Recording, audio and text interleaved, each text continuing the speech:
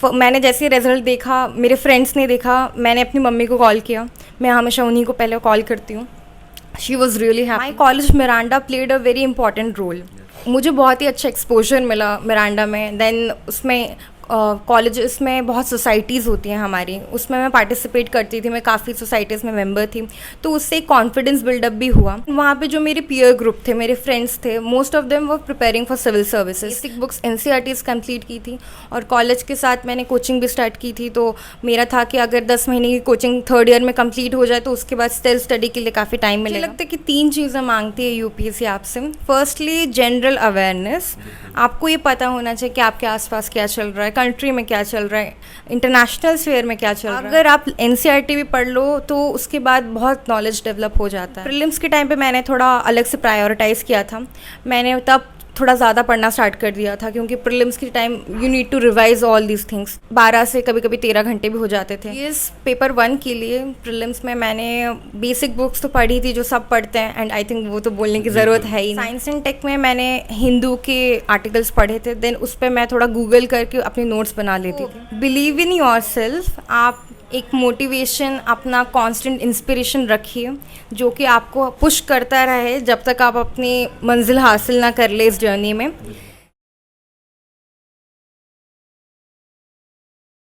नमस्कार दोस्तों जैसा कि आपको पता है कि UPSC 2021 का रिजल्ट आ चुका है। इसी दरमियान आज हमारे साथ मैम है जिनका UPSC में सिलेक्शन हुआ है। दोस्तों आज इसी वीडियो हम बात करेंगे मैम की स्ट्रेटजी क्या थी, बुक लिस्ट क्या थी और मैम कहाँ रहकर तैयारी करते थे, मैम ने कौन सी कोचिंग ली थी। बहुत सारे क्यूरीज जो आप हमें इंस्टाग्राम पे या फिर कमेंट बॉक्स में फॉलो करते हो कि टॉपर्स के इंटरव्यू लाओ, उन्होंने कैसे तैयारी की, कहाँ रह के तैयारी करते हैं। बात करते हैं मैम से। हेलो मैम, सबसे पहले आपको बहुत बहुत शुभकामनाएं ma'am. Thank you so much sir. Ma'am सबसे पहले आपका एक छोटा सा इंट्रोडक्शन और अपने एजुकेशनल बैकग्राउंड के बारे में बताइए। सो माय नेम इज़ श्रेष्ठा श्री। मैं उड़ीसा से हूँ, बट पापा सेंट्रल गवर्नमेंट सर्विसेज में थे, तो मेरी स्कूलिंग 2-3 स्टेट से हुई है, झारखंड, वेस्ट बंगाल एंड दिल्ली। 12th के बाद मैंने Miranda House University of Delhi से अपना ग्रेजुएशन किया in pol science and geography, and अभी मैं प्रेजेंटली मास्टर्स कर रही हूँ JNU से इंटरनेशनल रिलेशंस में। एंड ये मेरा सेकेंड अटेम्प्ट था, and I have got all India rank 444। It was my first mains and first interview. Okay ma'am, बात करते हैं जिस दिन रिजल्ट आया था उस दिन कैसा माहौल था आपके घर के, या फिर आप जिस दिन आप कहाँ पे थे, कैसा पेरेंट्स को कैसा लगा? रिजल्ट जिस दिन आने वाला था we all were pretty sure कि आज ही आएगा मंडे को। सो मैं अपने फ्रेंड्स के पास चली गई थी, मैं वहीं पे जाके हमेशा अपने रिजल्ट्स देखती थी। देन मैंने जैसे ही रिजल्ट देखा, मेरे फ्रेंड्स ने देखा, मैंने अपनी मम्मी को कॉल किया। मैं हमेशा उन्हीं को पहले कॉल करती हूँ। She was really happy. Then मैंने पापा को फ़ोन किया, पापा ऑफिस में थे। फिर मैंने अपने भैया को भी बताया, वो भी ऑफिस में थे। देन उसके बाद for few moments I was not able to realise कि क्लियर हो गया है। फिर मेरे फ्रेंड्स साथ में थे तो उन्होंने सेलिब्रेट करना स्टार्ट किया। शाम को फिर मैं घर भी गई थी, फिर घर में भी मैंने सेलिब्रेशन किया मम्मी पापा के साथ, एंड सब बहुत ही खुश थे। मेरे से ज़्यादा मेरी फैमिली एंड मेरी फ्रेंड्स ज़्यादा इसमें खुश रहे हैं कि इसका हो गया। मैम कहीं ना कहीं बात करते हैं कि बहुत सारे एस्पिरेंट्स कहीं ना कहीं डॉक्टर बनते हैं, कोई इंजीनियरिंग करना चाहता है, कोई IIT, कोई कहीं जाना चाहता है, लेकिन आपके अंदर कहीं ना कहीं क्यों एक सिविल सर्वेंट बनने की एक ऐसा लगा आपको? सो पर्सनली आई फील कि इसमें मेरा एक कनेक्शन है पापा से। मेरे पापा सिविल सर्वेंट ही रहे हैं, तो उनको देख के मुझे हमेशा से इंस्पिरेशन मिलती रही है। मेरी मम्मी पहले टीचिंग जॉब में थी, तो उनको देख के भी मुझे बहुत इंस्पिरेशन मिली थी। तो आई फील कि कोई भी प्रोफेशन में आप जाइए, serving the country is the utmost priority for us. Civil services में आई फील कि एक वो प्लेटफॉर्म मिलता है जिसमें आप नॉट ओनली पॉलिसी फॉर्मुलेशन कर सकते हैं, इम्प्लीमेंटेशन भी कर सकते हैं, एंड आप जितने ज़्यादा लोगों से जुड़ सकते हैं वो बाकी प्रोफेशंस में थोड़ा कम हो जाता है। इसके और भी बहुत सारे बेनिफिट्स हैं, वो सबको तो पता ही है। मोटिवेशन की कमी नहीं है सिविल सर्विसेज में आने के लिए, बट बचपन से एक घर में ऐसा माहौल रहा है कि उसको देखते हुए फिर मैंने ये डिसाइड कर लिया था कि मुझे सिविल सर्विसेज में जाना है, and I want to be an IAS officer. Okay, जैसा कि मैम बताया आपने कि दिल्ली यूनिवर्सिटी आपने ग्रेजुएट हो, लेकिन वहाँ से आपको कितना आपको भूमिका मिली कि UPSC में कितनी हेल्प मिली? ट्वेल्थ के बाद मैंने ह्यूमैनिटीज़ में शिफ्ट कर लिया था साइंसेस से, बिकॉज़ मेरा यही था कि मैं ह्यूमैनिटीज़ पढ़ूंगी तो ज़्यादा सब्जेक्ट्स को जान पाऊंगी। तो my college Miranda played a very important role. मुझे बहुत ही अच्छा एक्सपोजर मिला मिरांडा में। देन उसमें कॉलेजेस में बहुत सोसाइटीज़ होती हैं हमारी, उसमें मैं पार्टिसिपेट करती थी, मैं काफ़ी सोसाइटीज़ में मेंबर थी, तो उससे एक कॉन्फिडेंस बिल्डअप भी हुआ। एंड वहाँ पे जो मेरे पीयर ग्रुप थे, मेरे फ्रेंड्स थे, most of them were preparing for civil services. तो एक अच्छा कंड्यूसिव इन्वायरमेंट भी मिल गया कि हाँ, यहाँ पे सिविल सर्विसेज के लिए लोग बहुत ज़्यादा ही कॉन्फिडेंट हैं। उनसे बात करके, सबसे टीचर्स से मोटिवेशन मिलती थी। तो आई फेल्ट कि DU हो या कोई भी कॉलेज हो, अगर आपके फ्रेंड्स सर्कल्स, टीचर्स काफ़ी ज़्यादा मोटिवेटिंग है तो फिर तो बहुत अच्छा होता है वो बाद में जर्नी को आगे तक ले जाने के लिए। ओके मैम, बात करते हैं कि आपने कब से सीरियस तैयारी कर दी कि कॉलेज के समय में first year, second year, third year है उसके बाद में? जब मैं कॉलेज में थी तो मेरा ये भी था कि कॉलेज लाइफ बार बार नहीं मिलती है, so one should really enjoy the college phase. But मैंने 2 साल तक कॉलेज में अच्छे से पढ़ाई की, फिर उसके बाद सोसाइटीज़ भी की। देन उसके बाद मैंने थर्ड ईयर में प्रिपेयर करना स्टार्ट कर दिया था। मैंने बेसिक बुक्स NCERTs कंप्लीट की थी और कॉलेज के साथ मैंने कोचिंग भी स्टार्ट की थी। तो मेरा था कि अगर 10 महीने की कोचिंग थर्ड ईयर में कंप्लीट हो जाए तो उसके बाद सेल्फ स्टडी के लिए काफ़ी टाइम मिलेगा। तो कॉलेज के थर्ड ईयर से ही मैंने प्रिपेयर करना एक सीरियस नोट पे स्टार्ट किया था। देन उसके बाद तो फिर 1 साल घर पे रह के आराम से पढ़ाई की। फिर मैंने मास्टर्स में ज्वाइन कर लिया। फिर मैं मास्टर्स और इस प्रिपरेशन को साथ में ही हैंडल कर रही थी। मैम जैसा कि आपने बताया आपने कोचिंग भी ली है, कोचिंग लेने से कितना बेनिफिट हुआ? आपकी UPSC की जर्नी कितनी आपकी एक नॉर्मल बन गई? आई फील कि कोचिंग लेना सबका एक पर्सनल डिसीजन होता है। पहले कोचिंग ऐसा बोलते थे कि काफ़ी इंपॉर्टेंट है, बट जब से पेंडेमिक हुआ है I feel everything is online. तो दिल्ली आके प्रिपेयर करना ही इंपॉर्टेंट नहीं है, आप घर से भी रह के प्रिपेयर कर सकते हो। कोचिंग में यही है कि आपको थोड़ा डायरेक्शन मिल जाएगा, एक गाइडेंस मिल जाएगी, थोड़े कंसाइज एंड क्रिस्प नोट्स मिल जाएंगे। उससे फिर बाद में आपको ये आइडिया लग सकता है कि बाद में आपको कैसे प्रिपेयर करना है, बाद में क्या क्या सोर्सेज को फॉलो करना है, ज़्यादा फिर डाइवर्सिफाई नहीं कर लेना है। तो कोचिंग इस फेज़ के लिए तो इम्पॉर्टेंट फिर हो जाती है। और मैम जैसा कि ये आपका सेकंड अटेम्प्ट था, फर्स्ट अटेम्प्ट में प्रीलिम्स नहीं निकल पाया, तो आपको लगा होगा कि आपकी क्या गलतियाँ रही या किस वजह से प्रीलिम्स नहीं निकला और सेकंड अटेम्प्ट में आपने आखिर आपका जो गोल था आपने अचीव कर लिया? फर्स्ट अटेम्प्ट में आई फील कि मेरी कमी CSAT में रह गई थी और थोड़ा कॉन्फिडेंस कम भी था एग्ज़ाम हॉल में वो सडनली जाके एग्ज़ाम देना, क्योंकि उसके पहले पेंडेमिक की वजह से सारे टेस्ट तो ऑनलाइन ही दिए थे। तो फिर वहीं पे थोड़ा एक कॉन्फिडेंस में कमी जो आ गई थी, तो CSAT में वो हैम्पर कर गया कि I missed by few mark.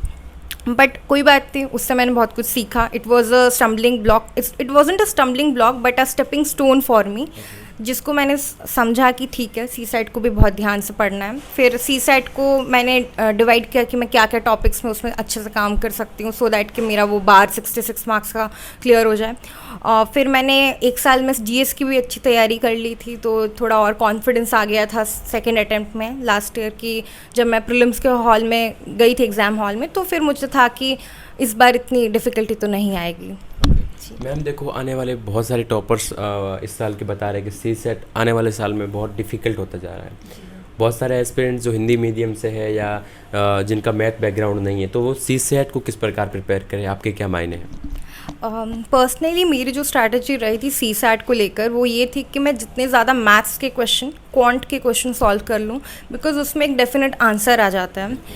English comprehension is becoming very subjective. उसके जो आंसर्स होते हैं वो हमें लगते हैं मे बी ये सही है, बट मे बी वो फिर आंसर की से मैच नहीं करता है। तो मैंने मोस्टली 30 to 35 क्वेश्चंस मैथ्स के किए थे और लॉजिकल रीजनिंग किए थे, और ज़्यादा टाइम मैंने उसी पे दिया था। कुछ फार्मूलाज को मैंने ब्रश अप कर लिया था, कॉन्सेप्ट्स को देख लिए थे, सो दैट कि मैं मैथ्स जितना ज़्यादा कर सकूं। और फिर बाद में अगर आपके पास टाइम है हाफ एन आवर, तो इंग्लिश की कुछ कॉम्प्रिहेंशंस जिसके आंसर्स बहुत ही ईजी होते हैं उसको भी ट्राई करें, बिकॉज उसको छोड़ देना फिर काइंड ऑफ मिस्टेक हो जाएगा।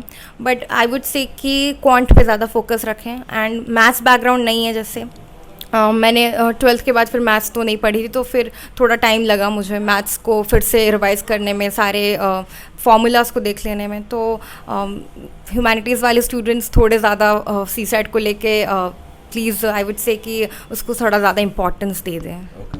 मैम आपको क्या लगता है कि बहुत एक साधारण स्टूडेंट से यूपीएससी क्या मांगती है? क्योंकि बहुत सारे एस्पिरेंट्स जो गांव में रह के तैयारी करते हैं उनको पता नहीं होता कि आईएएस का एग्ज़ाम कैसे क्रैक करते हैं, लेकिन जब धीरे धीरे प्रिपरेशन आते तब पता चलता है। लेकिन आप क्या बताना चाहेंगे, क्या मांगता है आखिर यूपीएससी स्टूडेंट से? मुझे लगता है कि 3 चीज़ें मांगती है यूपीएससी आपसे। फर्स्टली जनरल अवेयरनेस, आपको ये पता होना चाहिए कि आपके आसपास क्या चल रहा है, कंट्री में क्या चल रहा है, इंटरनेशनल स्फेयर में क्या चल रहा है। And it's not a rocket science कि आपको इसके लिए काफ़ी किताबें पढ़नी पड़ेंगी। अगर आप एनसीईआरटी भी पढ़ लो तो उसके बाद बहुत नॉलेज डेवलप हो जाता है। सेकेंडली यूपीएससी चाहती है not only hard working student but sincere भी होने चाहिए। एंड आजकल टेक्नोलॉजी का यूज़ बहुत है, तो आई वुड से कि टेक्नोलॉजिकली इनेबल्ड स्टूडेंट्स की भी ज़रूरत है, क्योंकि इस टेक्नोलॉजी के थ्रू आप हार्ड वर्क को स्मार्ट वर्क में कन्वर्ट कर सकते हो।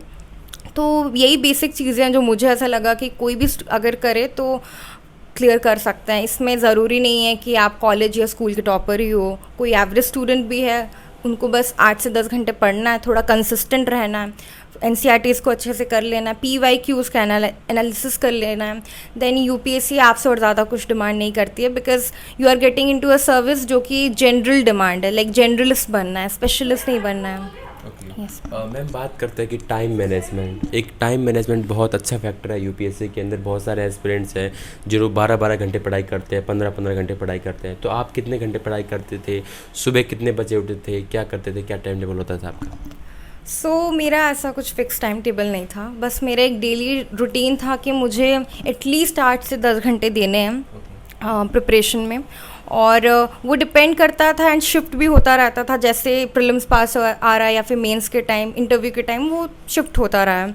क्योंकि मैं मास्टर्स भी साथ में कर रही थी तो मुझे थोड़ा था कि उसको भी टाइम देना है, वो भी इम्पॉर्टेंट है मेरे लिए। मैं सुबह होता था तो जल्दी उठ जाती थी, कभी कभी ऑलमोस्ट 6:30 तक। फिर एक बार मेरा न्यूज़पेपर कंप्लीट हो जाता था, देन मैं अपनी क्लासेस करती थी ऑनलाइन, मास्टर्स में जो भी क्लासेस। उसके बाद मैं 2 बजे तक अगर फ्री हो जाती थी, देन मैं उसके बाद पूरा दिन सिविल सर्विसेज के लिए ही पढ़ती रहती थी। देन प्रीलिम्स के टाइम पे मैंने थोड़ा अलग से प्रायोरिटाइज़ किया था। मैंने तब थोड़ा ज़्यादा पढ़ना स्टार्ट कर दिया था, क्योंकि प्रीलिम्स के time you need to revise all these things. तो फिर 12 से कभी कभी 13 घंटे भी हो जाते थे। लेट नाइट स्टडी भी कर लेती थी, क्योंकि आई फील उस टाइम पे ज़्यादा शांति होती है, ज़्यादा पढ़ने में वो कंसंट्रेशन बना रहता है। तो मेरा फिक्स टाइम टेबल तो नहीं था, बट अपने अकॉर्डिंग मैं उसको प्लान करती थी, पूरे डेली रूटीन को। जैसा कि आप मानते हैं कि मैम मेंस है, इंटरव्यू है, सबसे टफेस्ट है कि प्रीलिम्स, क्योंकि ये निकालना बहुत मुश्किल हो जाता है, इसमें बहुत सेलेक्टिव लोगों को लिया जाता है। तो आपने इसके लिए कैसे तैयारी की, कौन कौन से सोर्सेज फॉलो किए? जैसा कि आपने बोला, प्रीलिम्स बहुत टफ होता जा रहा है, बिकॉज सीसैट भी अब टफ होता जा रहा है।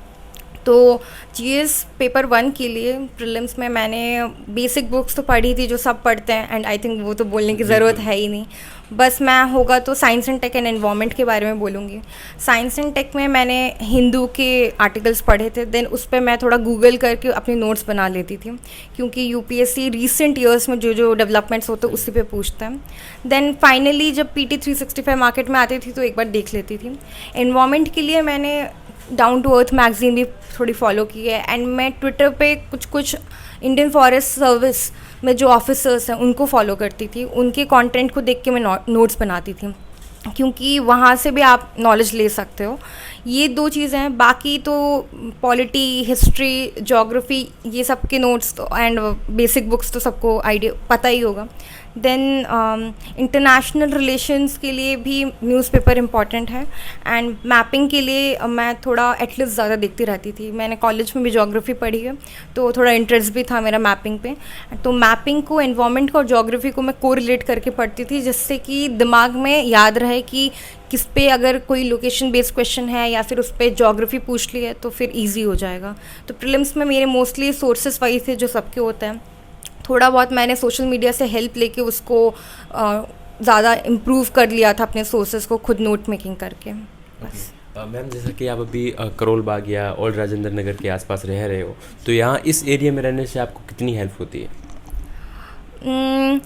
मेरा यहाँ आने का डिसीजन इसलिए था क्योंकि यहाँ से कोचिंग इंस्टीट्यूट्स पास है, तो मैं टेस्ट लिखने के लिए मुझे ज़्यादा ट्रैवल नहीं करना पड़ता था, यही एक था। सेकेंडली यहाँ पे मटेरियल इजीली अवेलेबल होता है, और एक इन्वायरमेंट भी अच्छा है, देखा जाए तो स्टूडेंट फ्रेंडली एरिया है, तो बाकी स्टूडेंट्स को देख के भी constant motivation as well as competition feel हो ही जाता था। तो यही रीजंस थे, बाकी एज सच और कोई इम्पॉर्टेंट पॉइंट नहीं था कि मैंने ये सोचा कि यहीं पे रह के प्रिपेयर करना है। घर से भी मैंने जब पेंडेमिक हुआ था 1 साल घर से भी मैंने प्रिपेयर ही किया था। मैम लास्ट सवाल की ओर चलते हैं कि बहुत सारे एस्पिरेंट जो इस बार एग्ज़ाम दे रहे हैं या फिर न्यू एस्पिरेंट की तरह भूमिका निभा रहे हैं, तो आप उनको क्या बोलना चाहेंगे अपने इस पे पर्सनल या व्यक्तिगत राय? So believe in yourself, आप एक मोटिवेशन, अपना कांस्टेंट इंस्पिरेशन रखिए जो कि आपको पुश करता रहे जब तक आप अपनी मंजिल हासिल ना कर ले इस जर्नी में। सेकेंडली आई वुड से कि प्रीलिम्स और मेंस को आप ऐसे अलग से मत प्रिपेयर करिए, स्टार्टिंग से ही उसको एक सिंक्रोनाइज्ड वे में साथ में प्रिपेयर करो सो दैट कि बाद में ज़्यादा डिफ़िकल्ट ना हो। एंड बस हार्ड वर्क करिए, कंसिस्टेंसी रखिए and hopefully one day you will make it to the dream list. Thank you. दोस्तों उम्मीद करता हूँ कि वीडियो अच्छा लगा होगा। अगर वीडियो अच्छा लगा तो प्लीज़ वीडियो को लाइक करें और हमारे यूट्यूब चैनल को सब्सक्राइब करना ना भूलें। इसी के अलावा अगर आपके बहुत सारी क्वेरीज है तो आप इंस्टाग्राम पे फॉलो कर सकते हैं और मैसेज कर सकते हैं। बहुत बहुत धन्यवाद वीडियो देखने के लिए।